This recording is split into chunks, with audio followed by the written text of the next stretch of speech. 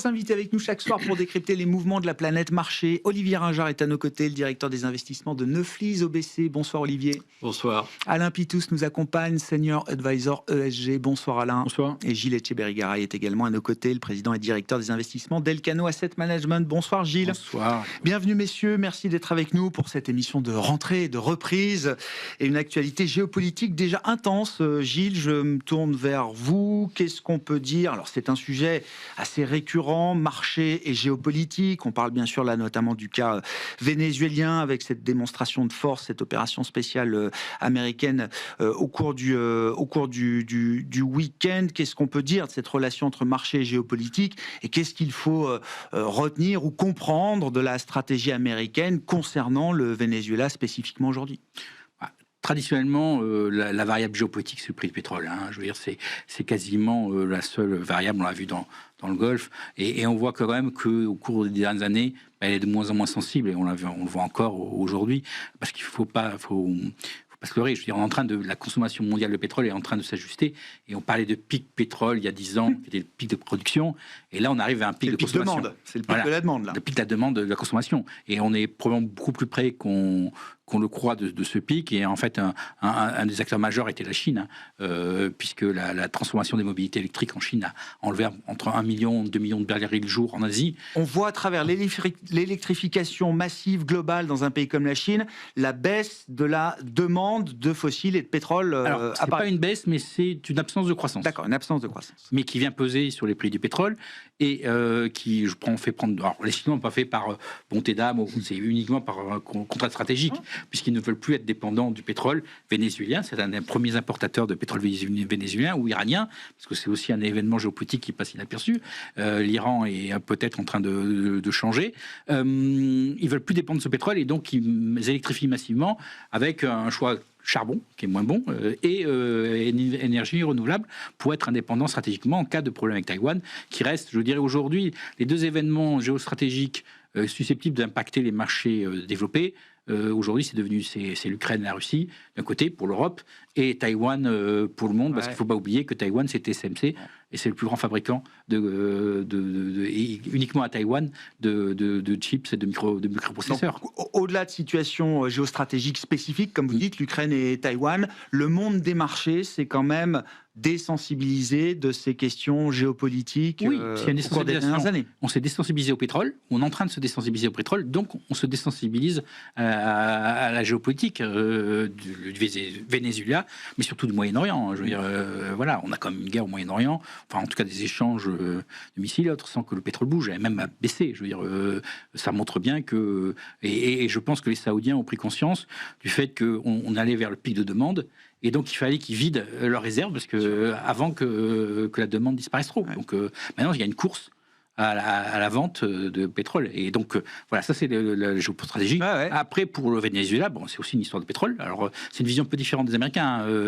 La vision américaine de Donald Trump, c'est de dire plus le prix du pétrole sera bas, plus l'essence sera basse, et donc ça veut dire que l'inflation sera perçue comme moins importante. Il y a des élections qui arrivent. Qui arrivent en novembre, et l'inflation va être un élément majeur, parce que la grande déception des électeurs de Donald Trump par rapport à ce qui s'est passé en novembre, c'est sur le plan économique. Je veux dire, sur l'inflation, et sur le manque d'intérêt sur l'économie, et sur l'inflation qu'il montre. La question de l'affordability, voilà, c'est le sujet central, sans doute, politique aujourd'hui aux États-Unis. C'est un peu l'arroseur arrosé, puisque les républicains ont montré le prix des œufs du temps de Biden, maintenant on montre le prix du reste, voilà, et donc c'est le sujet numéro un. Et pour Donald Trump, qui a une vision un peu simpliste et un peu datée d'économie, pour lui, baisser le prix du pétrole à travers la redirection des flux pétroliers vénézuéliens. C'est rendre du pouvoir d'achat. Voilà, et donc il essaie de mettre la main sur le Venezuela pour l'enlever à la Chine, et aussi aux Russes, parce qu'il faut voir que le Venezuela était un des alliés majeurs de la Russie et a participé au blanchiment, si je puis parler. Ça veut dire, à travers cette opération, il y a quand même l'idée de poursuivre différents objectifs avec des horizons de temps parfois différents, mais en tout cas, il y a plusieurs intérêts pour l'administration américaine à mener cette opération ou à avoir mené cette opération. Il y a deux évidents, qui est évident à contrario.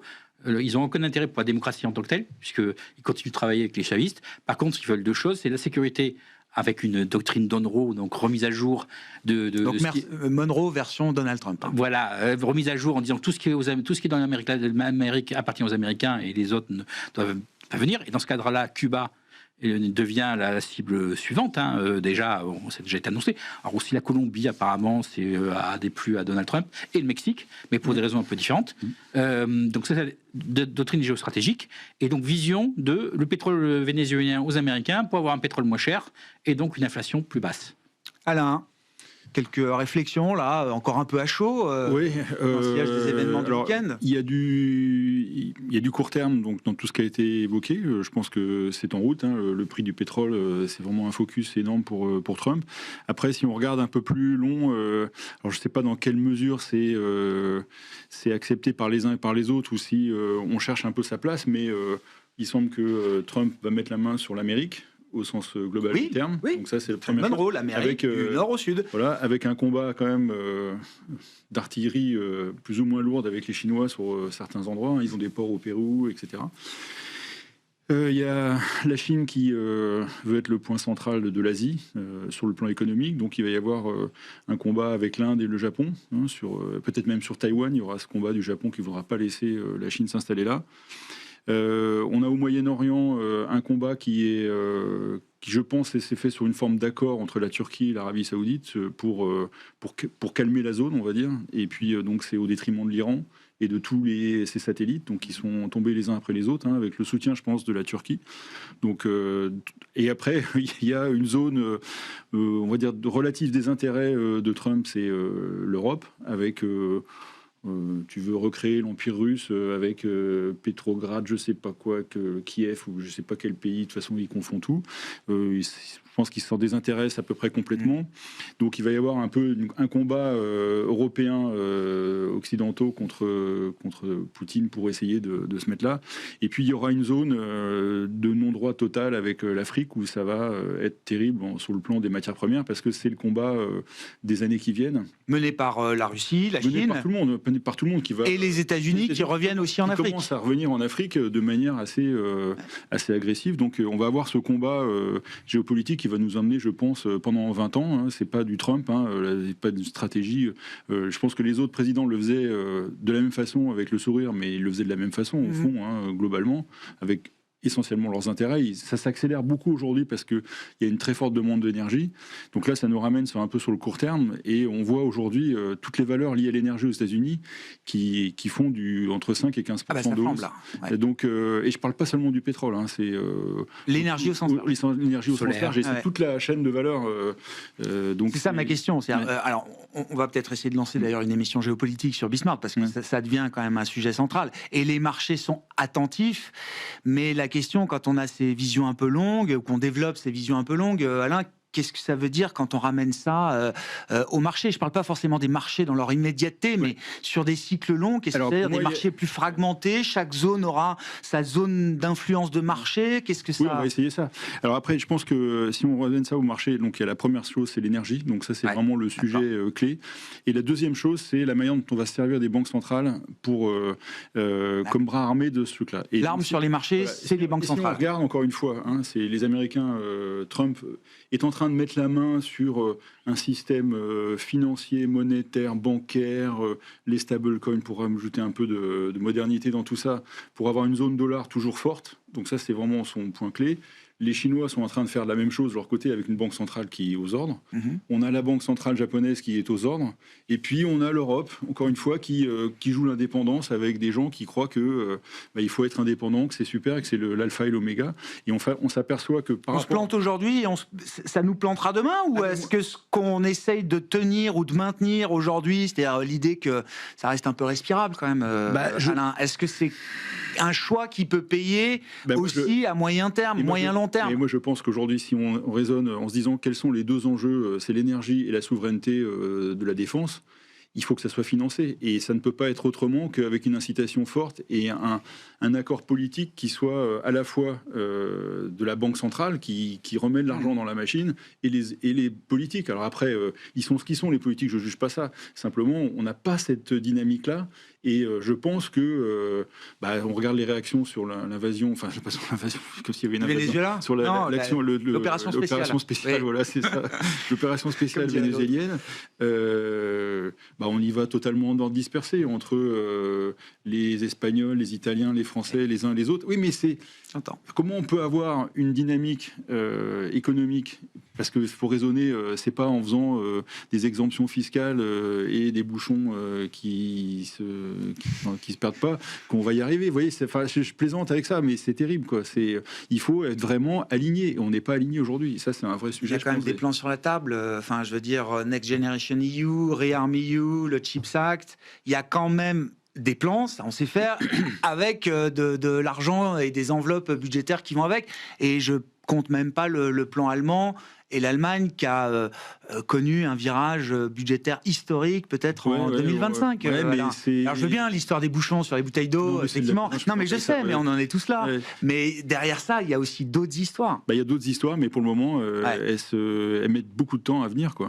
Ça commence, mais c'est pas encore ça. Olivier, vos réflexions sur ces sujets un peu géopolitiques, géostratégiques, et puis oui, ça nous amène à la place de l'Europe, au thème de l'autonomie stratégique pour l'Europe, de la souveraineté européenne, et je vois quand même que c'est un thème qui se développe. Une des manières de le mesurer, c'est de voir le nombre de fonds qui sont lancés par des sociétés de gestion ces dernières semaines et ces derniers mois sur ce thème-là. Alors, quelques réflexions. Premier élément, ça confirme qu'on vit dans un monde de prédateurs. Ça, tout le monde était plus ou moins au courant, mais c'est une nouvelle illustration de ce monde de prédateurs. Ça confirme également que c'est la première matérialisation de la nouvelle stratégie américaine, sur sa stratégie de sécurité qui a été publiée l'année dernière. Et puis, c'est une nouvelle illustration d'un monde qui est en train de se fragmenter, comme vous le disiez, avec 4 dimensions: politique, économique, financière, et la dernière qui est en train de m'échapper, technologique. Donc ces quatre fragmentations sont là et sont en train de redessiner notre monde et notre système économique et financier mondial pour les probablement 20 prochaines années. L'Union européenne, là-dedans, elle est un peu coincée entre la Chine et les États-Unis. Elle est écrasée par la Chine d'un point de vue économique et elle est abandonnée par les États-Unis d'un point de vue de la défense. La bonne nouvelle, c'est qu'on a fait le constat, mais comme je lisais dans un papier, on est les champions du constat.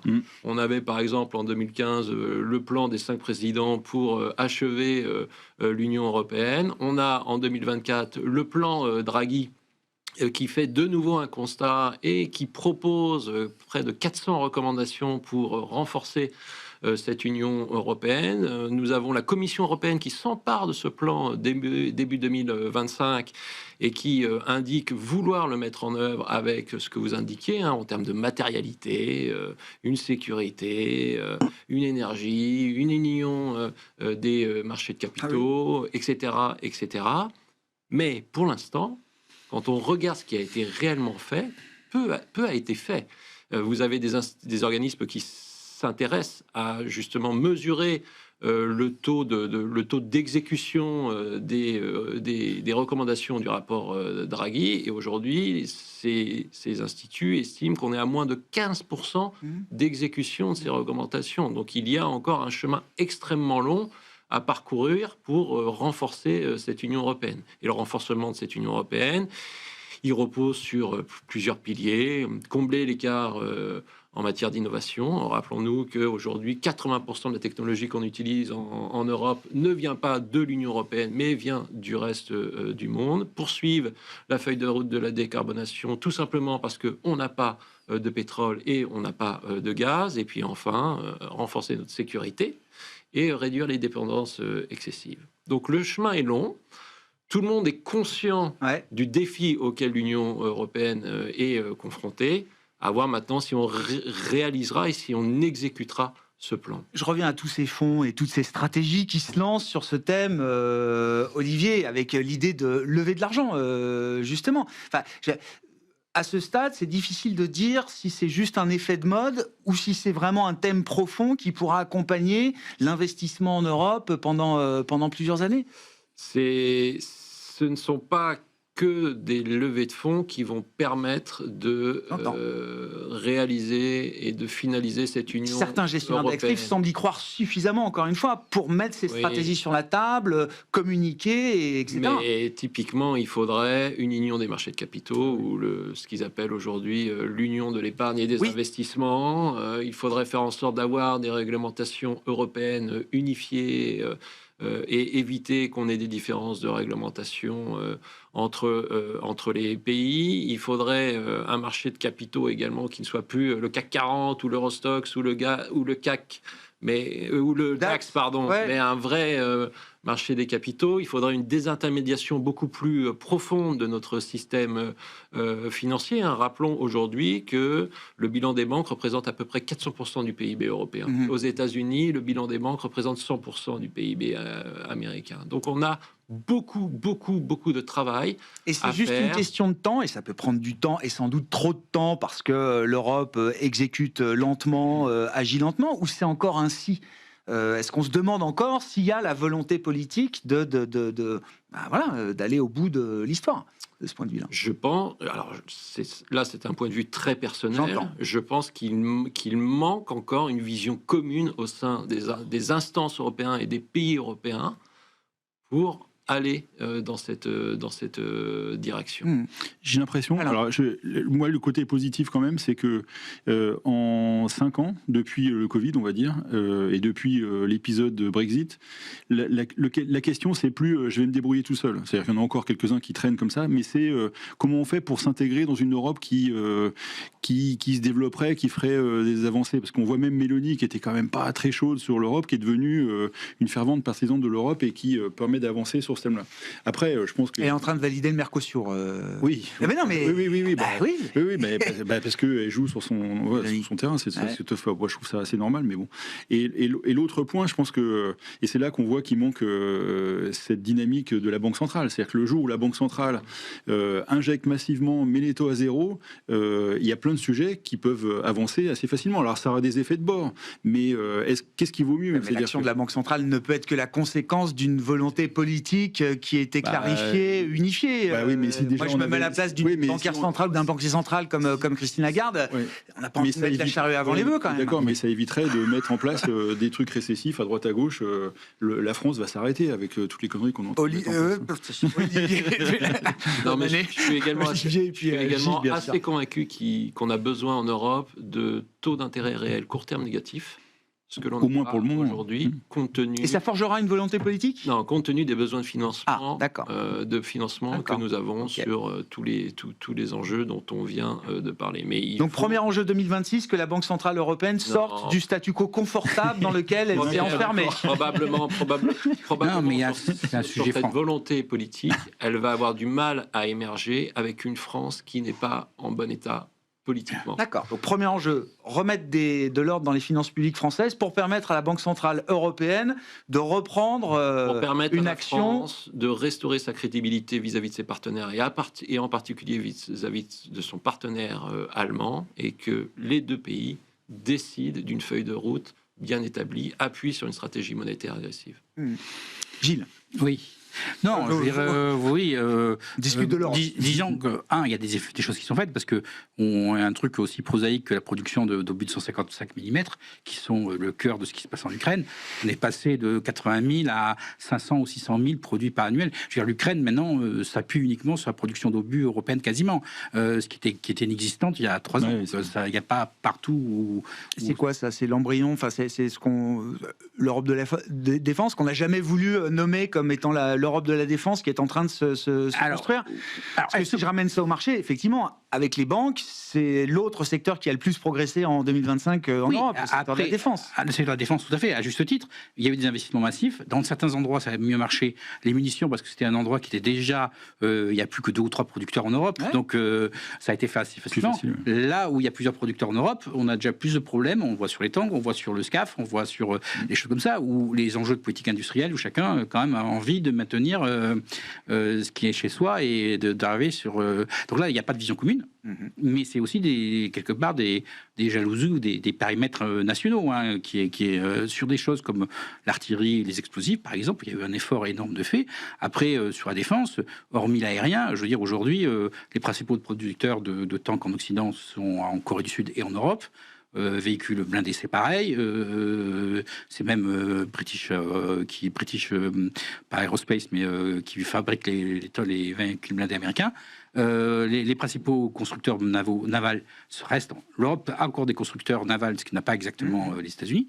Il reste sur l'aérien et le renseignement, où on est dépendant sur les États-Unis, et ce qui forge aussi la position européenne par rapport à l'enjeu de l'Ukraine, qui est l'enjeu numéro 1 pour la sécurité européenne aujourd'hui. Je veux dire, le fait que l'Ukraine tienne, avec tous les enjeux au niveau des drones et de la nouvelle configuration de la guerre moderne, et l'enjeu sécuritaire numéro 1 pour l'Europe. Et ça, vous dites, ça doit attirer des investissements. Ça doit, normalement, encore une fois, je reviens aux performances de marché, enfin, je reviens à la logique de marché, c'est quelque chose qui doit pouvoir encore fonctionner pour un investisseur. Ça dépend de ce qui se passe. L'enjeu numéro 1 pour l'Europe, c'est ce qui va se passer je pense en 2026, entre l'Ukraine et la Russie. Bon, et donc, si ça se calme, voir si ça s'arrête, qu'est-ce que ça implique pour les marchés? Le marché est allé trop loin en mettant un prix trop élevé sur certaines valeurs. Ça dépend comment ça s'arrête.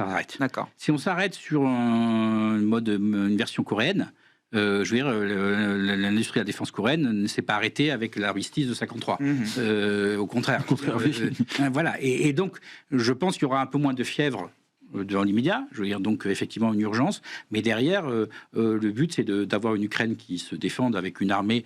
On parle de 600 à 800 000 hommes, ce qui est déjà énorme et qu'il va falloir financer. C'est la deuxième armée de l'OTAN, hein, si on est à 800 000 hommes, même devant les Turcs. Hein, donc, ça devient une armée énorme.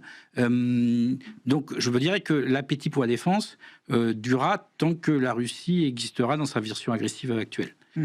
Si la Russie, il y a un cessez-le-feu, et deux, évolue politiquement et dans son impérialisme, je dirais, historique, irrédentiste, ça changera la donne stratégique pour l'Europe. Une fois que la Russie disparaît militairement, si elle disparaît militairement, il n'y a plus de menace directe sur l'Europe, à part le Groenland éventuellement avec l'Amérique, ce qui change complètement la donne dans l'autre sens. Mais voilà, donc pour moi, oui, il y a eu un réveil brutal et inattendu, à la fois sur la guerre et après la rupture stratégique américaine. Les choses sont en route. Les choses ne sont pas aussi noires en termes de savoir-faire et de capacité de production.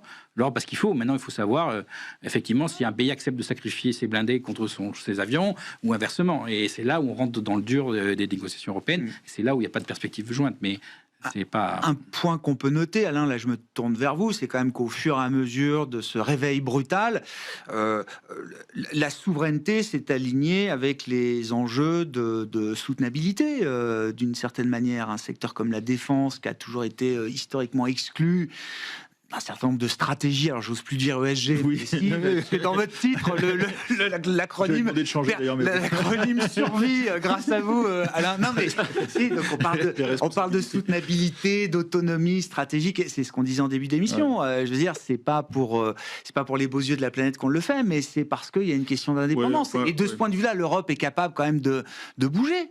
Oui. Oui, enfin, non, ça, vraiment, pas plus que ça. Non, mais la défense, pour moi, c'est un sujet, c'est totalement régalien. Enfin, bon, on va pas parler de ça ici aujourd'hui, mais ça devrait pas être coté. C'est pas ça, mais c'est un sujet qui dépasse largement nos petits problèmes de boursiers, de notre PEA et tout ça. Enfin, c'est complètement. Là, pour le coup, on s'est rendu compte qu'on n'était plus en train de parler des mêmes choses. C'est-à-dire que nous, on était avec nos histoires à plat, et puis en fait, on a des volumes à je ne sais pas combien de dimensions, avec la tech, la cybersécurité, des problèmes d'investissement massifs. Hein, l'ESG là-dedans, c'est vraiment un sous-sujet. Par contre, là où l'ESG est... pour moi, l'enjeu de l'ESG, c'est tout ce qui est autour de l'énergie. Et là, on retrouve la problématique de souveraineté. Et d'ailleurs, encore une fois, avec des manques en grid. Parce que c'est sans doute un meilleur exemple, mais cette idée d'alignement, quand même. Ça, là, pour le coup, et puis Enfin, si on n'avait pas ce problème de dépendance, si on n'avait pas eu ce problème de dépendance avec la Russie, on n'en serait pas là. Hein. C'est-à-dire que les histoires de Nord Stream et compagnie, ça nous a quand même bien planté. Et je pense que, et ça c'est des sujets, et là aussi on est encore parti pour des trucs à 10 ou 15 ans, hein, on le voit parce qu'on produit de l'énergie non renouvelable, mais on ne sait pas la mettre dans les secteurs, dans le réseau de manière intelligente. Oui, j'ai vu les chiffres que vous avez publiés là. C'est dingue, quoi. Enfin, on se dit, mais c'est vraiment les gens qui réfléchissent. Mais moi, j'en reviens pas, quoi, parce que c'est des trucs qu'on entend depuis 10 ans. C'est-à-dire qu'on sait qu'il y a ce problème. L'investissement dans les réseaux n'a pas été fait pour absorber toute l'énergie renouvelable qu'on est capable d'injecter aujourd'hui. Oui, parce qu'en plus, on a fait ça avec des subventions. C'est-à-dire qu'on a subventionné un truc. L'électrification, c'est dérouler du câble et du câble et du câble. Bien sûr, c'est totalement de l'infrastructure. Il y a des enjeux stratégiques, parce que si on voit le plan de connexion qu'a fait l'Union européenne, qu'est-ce que c'est aujourd'hui? Il y a un excédent de production de renouvelables en Espagne, et un déficit en Allemagne à cause des Russes. Voilà. Aujourd'hui, l'Union européenne dit OK, il faut aller redonner l'Espagne. Mais au milieu, il y a la France et ses centrales nucléaires qui a battu ses records d'exportation en 2026, qui n'a aucune envie que les renouvelables espagnols alimentent l'Allemagne. L'industrie. On est trop content de leur vendre notre énergie. Mais voilà. Et donc, c'est ça la problématique. C'est terrible, quoi. Donc, il y a des pays qui ont mené des stratégies. On a réglé son sort à l'Europe. Là. Non, mais c'est pas le. Il y a des pays qui ont mené des stratégies qui ont été complètement déconnectés. Les Espagnols dans le renouvelable, les Allemands dans la sortie du nucléaire, les Français dans le maintien nucléaire. Et derrière, on a des choix qui sont avérés positifs, négatifs, tout ça, qu'on essaie de réparer derrière. Et avec des gens qui ont des positions gagnantes et d'autres des positions perdantes, qui ne sont pas forcément les mêmes selon les sujets, et qui essaient de gérer les positions. Ouais, mais là aussi, c'est tant qu'à faire des subventions, autant que ce soit la Banque centrale qui permette de faire ces investissements à zéro. Vous faites ça, et vous faites une Europe où on aligne au plus bas les taux d'impôt des sociétés, quitte à faire des subventions là aussi de l'Europe, hein, c'est bien ce qu'on a fait, parce que tout le monde est là en train de dire, ouais, l'Espagne, le miracle espagnol, le miracle italien, vous enlevez les subventions européennes, le miracle, il n'y est plus, quoi. Donc, on sait bien que pour relancer, et c'est-à-dire que souvent, vous savez, il y a souvent ce truc, la France, comme ça va mal, un jour il y aura le FMI. Moi, je crois pas. Simplement, il y aura l'Europe. Et il faut trouver... les partenaires, c'est eux qui vont venir déjà. Bon, vous vous mettez avec un vrai gouvernement, un vrai président, et puis on va vous offrir un vrai financement. Et comme ils ont fait en Italie, en fait. Donc, il faut qu'il y ait ça. Mais ça, c'est un truc... il faut un truc politique fort de la Banque centrale. Ça viendra de là. Bon, malgré cet exercice de reality check, grâce à vous, 2026, messieurs, la réalité des marchés, c'est qu'on a vécu encore une année 2025... superbe, avec des performances positives sur la quasi-totalité des classes d'actifs. Alors, modulo le dollar, bien sûr. Je crois que le Bitcoin n'a pas dû terminer en hausse 2025. Le pétrole... La particularité, c'est que l'or physique est la première classe d'actifs et l'or virtuel est la dernière classe d'actifs en 2000. Oui, d'accord. Bon, oui. Bon, enfin, en tout cas... des performances, toutes classes d'actifs confondues, et parfois encore des performances à 2 chiffres. Qu'est-ce que ça implique pour l'investissement et la conduite des investissements en 2026, Olivier? Alors c'est vrai que 2025 est une très belle année, mais c'était une année quand même très compliquée à plusieurs titres. On a déjà eu une correction de très grande ampleur au mois de février, mars, avril, avec un choc qui posait la question de savoir si on rentrait pas dans un grand marché baissier. Deuxième élément, quand on regarde à l'intérieur des marchés, en particulier du marché américain et du marché européen, on constate qu'il n'y a que quelques secteurs qui surperforment le marché dans son ensemble. Donc aux États-Unis, on a les services aux communications, la tech. En Europe, on a les financières et l'industrie, au sein duquel le secteur de la défense est un fort contributeur. Et puis troisième élément, lorsque vous regardez au niveau des valeurs, vous constatez qu'aux États-Unis, vous avez à peu près 70% des valeurs de l'indice américain qui sous-performent l'indice, et en Europe, on est autour de 60%. Donc une très belle année, mais une année, somme toute, très compliquée. 2026, pour nous, les sujets sont les suivants. D'abord, le régime macro aux États-Unis et la politique monétaire de la Banque centrale américaine. Parce que le régime macro aux États-Unis, aujourd'hui, nous semble assez bien assis sur quelques facteurs forts et connus pour les prochains mois. On a la Big Beautiful Bill, qui va soutenir l'économie américaine. On a les investissements en intelligence artificielle annoncés qui vont continuer de se déployer au moins sur l'année 2026. On a un prix du baril de pétrole qui est en train de baisser, c'est quand même un facteur de soutien aux consommateurs américains, et on a une banque centrale américaine qui est en train de baisser un peu les taux. Donc on a un melting pot assez favorable pour notre économie américaine. Se pose la question de savoir jusqu'où la Banque centrale américaine va aller et si celle-ci va perdre ou pas son indépendance. Trump va-t-il mettre la main sur cette Banque centrale américaine? Le jeu est très ouvert de ce point de vue-là. Le jeu me semble assez ouvert. Et il ne faut pas nécessairement douter de la volonté de l'administration Trump d'avoir une économie américaine très booming d'ici à la fin de l'année 2026. S'il faut remettre du carburant, on en remettra. On en remettra du carburant. Très, très, très probablement. Et nous pensons que l'administration Trump veut absolument une économie très booming, hein, quitte à créer des déséquilibres macro-financiers à un horizon 5 ans. Qui seront autant de danger demain pour les marchés. Qui seront autant de danger après-demain pour les marchés. Bien qui poseront des questions. Ouais. Sur l'Europe, on voit deux éléments qui peuvent avoir un impact puissant sur les marchés. C'est d'abord ces avancées ou non dans cette Union européenne plus compétitive, et ensuite le conflit russo-ukrainien, puisque si on constatait un cessez-le-feu, ça serait probablement un puissant levier à une surperformance des marchés européens et un regain d'intérêt des grands investisseurs internationaux pour les marchés européens. Et puis enfin, dans le reste du monde, ce qui va retenir notre attention, c'est ce qui se passe au Japon, pas nécessairement en Chine, hein, puisque la Chine nous semble être toujours dans cette dynamique de ralentissement structurel de sa croissance, mais ralentissement maîtrisé. Mais ce qui se passe au Japon, en particulier du côté de la politique monétaire et des taux longs japonais.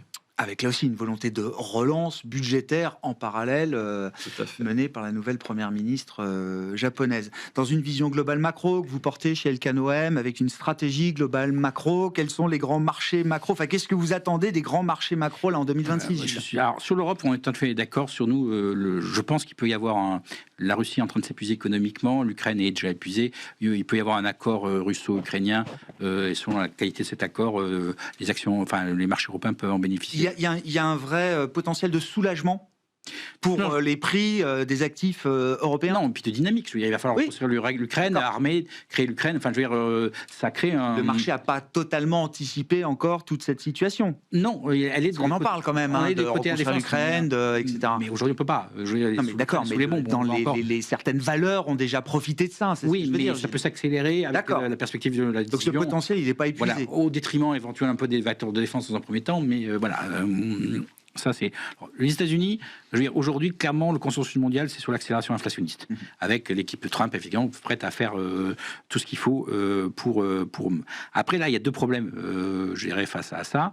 Et donc, avec la hausse des matières premières, des métaux précieux, et on a une rotation aujourd'hui vers l'industrie, on le voit depuis quelques jours, au détriment de l'AI. Pour moi, c'est un vieil rengaine, mais l'AI va être l'enjeu, parce que c'est une année 2026 où l'AI doit montrer sa rentabilité. On parle de 500 milliards de dollars d'investissement. Je veux dire, la rentabilité des capex, c'est un sujet 2026. De toute façon, elle est déjà. On l'a vu sur les résultats de Meta, on l'a vu. Je veux dire, et on voit d'ailleurs un décrochage depuis novembre entre les hyperscalers, Microsoft, Meta, qui font plus rien. Alors on va parler de Tesla, mais ça sera un autre très amusant, parce que Tesla, avec 2 années de chiffre d'affaires en baisse sur l'automobile, reste à 300 de PE. Donc on va voir si Musk va faire des miracles encore une fois au prochain résultat. Mais là, il va falloir qu'il gère son core business en rétraction et un PE de 300, mais ça sera une autre affaire. Aujourd'hui, les hyperscalers font plus rien. Font plus rien. Il n'y a plus qu'aujourd'hui, ce qui maintient le Nasdaq au niveau, c'est les semi-conducteurs. Ouais. Semi-conducteurs, premier secteur du marché américain, 11%, qui est un secteur parmi les plus cycliques, normalement, de l'histoire. Et que donc, qu'ils essaient de transformer en croissance structurelle. Si jamais ça s'arrête, le réveil risque d'être difficile. Et aujourd'hui, on voit sur le marché américain une consolidation à plat, avec une stabilisation de Nasdaq au profit de nouveaux secteurs, industrie. Oui, mais il n'y a pas la taille. Je veux dire, quand il va falloir sortir 1,6 milliard de Tesla, c'est pas Chevron, Conoco. Les gens vont pas vouloir acheter Chevron, Conoco ou Boeing, parce que peut-être Boeing avec le dollar va en bénéficier. Je veux dire, donc il y a un risque majeur que la rotation commence dans l'ordre et finissent dans le désordre, ou comme on par Astérix, ils commencent avec la tortue et finissent avec la tactique du lièvre. C'est ça le problème, c'est qu'aujourd'hui, il y a quand même 38% du marché qui est lié à la tech. Si jamais l'AI, ça s'évapore, on n'a pas un marché assez large en dehors des hyperscalers ou des Mag 7 pour absorber tout ce qu'on pourrait retirer éventuellement de ce segment-là. Oui. Et d'ailleurs, voilà, c'est ça le risque. Pour moi, le risque est que là, et que quelque part, l'effet de richesse, aujourd'hui, 10% de la population américaine, les 10% les plus riches font 50% de consommation. Oui. Et donc, c'est uniquement parce qu'ils ont eu un effet de richesse, essentiellement action, pas sur l'immobilier, parce que l'immobilier est quand même... Et si jamais on se retourne sur cet effet de richesse, l'impact sur la consommation américaine risque quand même d'être assez important. Et il ne faut pas oublier que l'Amérique, c'est le consommateur de dernier ressort de la planète, chinoise, européenne, tout ça. Voilà. Donc c'est avant tout un risque... Là j'entends, mais l'enchaînement, c'est risque de marché qui pourrait devenir un risque macro pour les États-Unis. Tout à fait. Et donc impliquer une action peut-être plus forte de la Banque centrale américaine. Oui, mais elle ne sera pas capable de... Enfin, à mon sens, même si elle est très agressive, elle ne sera pas capable de redresser. Donc il y a un rendez-vous quand même douloureux devant nous sur le marché américain, selon vous? Dans un premier temps, on est dans l'accélération inflationniste. C'est le consensus. Donc l'effet nominal va... Voilà, l'or et après, le risque, c'est que l'AI soit pas rendez-vous en 2026. Alain? Oui, j'entends tout ça, je suis d'accord avec ces différents points. Après, moi, il y a ce qu'on pense et ce qui peut arriver avec tous les tail risks qu'on imagine. Ça fait depuis 2009, on fait des émissions comme ça. Donc, on va bientôt fêter nos 20 ans. 20 ans à imaginer les risques qu'il peut y avoir. Oui, c'est ça. Payer pour imaginer des risques. Oui, mais... c'est le job. Et de temps en temps, quand ça arrive, faut on est bien content d'y avoir pensé.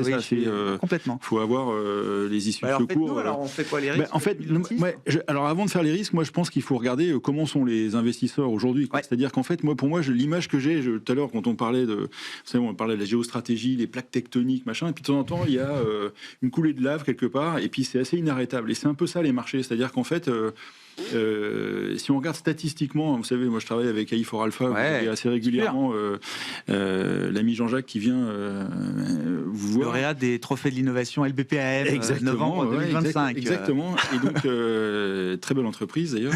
Et donc, en fait, c'est Riscon. C'est-à-dire qu'en fait, depuis un moment... C'est Riscon du retail aux institutionnels. On l'a vu, là, le dernier sondage BOFA montre quand même que le niveau de cash est au plus bas historique dans les portefeuilles institutionnels en fin d'année. Parce qu'en fait, si vous regardez, la mécanique de dégradation, elle n'est pas en place. C'est-à-dire qu'en fait, vous regardez les commodities, c'est légèrement riscon, malgré, grâce aux métaux précieux. Oui, c'est ça. Voilà, mais quand même... Le cuivre est au plus haut aujourd'hui. Oui, c'est ça. Mais c'est pas les métaux industriels. C'est riscon. Les métaux industriels. Voilà, c'est ça, c'est riscon. Les matières premières agricoles sont aux fraises, l'énergie pas terrible. Donc voilà, c'est le seul endroit où c'est pas vraiment génial. Mais tous les autres, on est loin. Enfin, par rapport aux statistiques, on est assez loin de l'exubérance. On est, dans nos statistiques, on est à -1. Pour être vraiment exubérant, il faut être à -50 dans les statistiques qu'on suit chez Riskelia. Et n'importe quoi. Ah oui, c'était il y a 20 ans. Ah oui, c'est n'importe quoi. Parce qu'on a parlé de Jean-Jacques, etc. Et donc, tous les voilà, c'est organisé vraiment Riscon. Il faudrait que ça se dégrade d'abord sur le crédit, puis après que ça entame...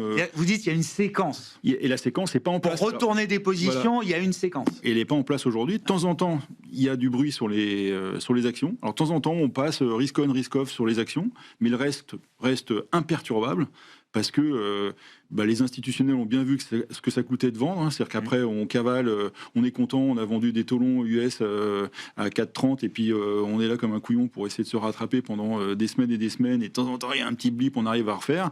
Puis pendant ce temps-là, on a loupé tout le portage. Enfin, vous voyez, c'est ce genre de choses. Moi, le high yield, ça fait une éternité que c'est un peu cher. Un peu cher, mais malgré tout, ça continue d'être positif parce qu'il y a des flux qui arrivent. Donc, il y a cette situation-là. Et aujourd'hui, on ne voit pas arriver de problème. Et le dernier problème qu'il y a eu, c'est en avril l'année dernière, ou mars ou avril, je ne sais plus quand, quand Trump a fait sa déclaration. Voilà, c'est avril, pardon. Oui. Et ça, c'est totalement... ça sort de nulle part. Et puis, ça a duré un mois, et puis c'était balayé par la coulée de lave qui emporte tout sur son passage. Donc, aller s'amuser à faire le malin, c'est très risqué.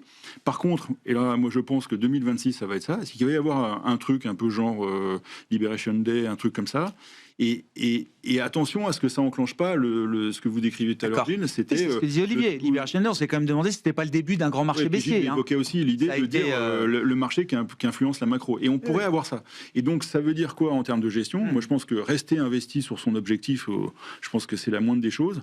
Par contre, ne pas s'amuser à aller coller dans des trucs illiquides, parce que si jamais ça se referme pour une raison ou pour une autre et que ça dure plus qu'un mois ou deux, là, on va péter nos risk-off, qui avaient quand même bien cramé. À l'époque, avril, on était quand même monté à 3, ce qui est rarement arrivé dans nos indicateurs chez... Oui, c'est allé très vite.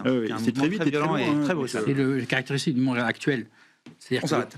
le risque décroche. C'est-à-dire qu'on n'a pas, le risque n'est pas le continu. C'est ça. Oui, je comprends, c'est non linéaire. C'est non linéaire. C'est non linéaire. Tout est non linéaire. On restera sur cette idée de non-linéarité comme perspective pour les marchés en 2026. Merci beaucoup, messieurs, d'avoir été les invités de Planète Marché ce soir dans Smart Bourse sur Bismart.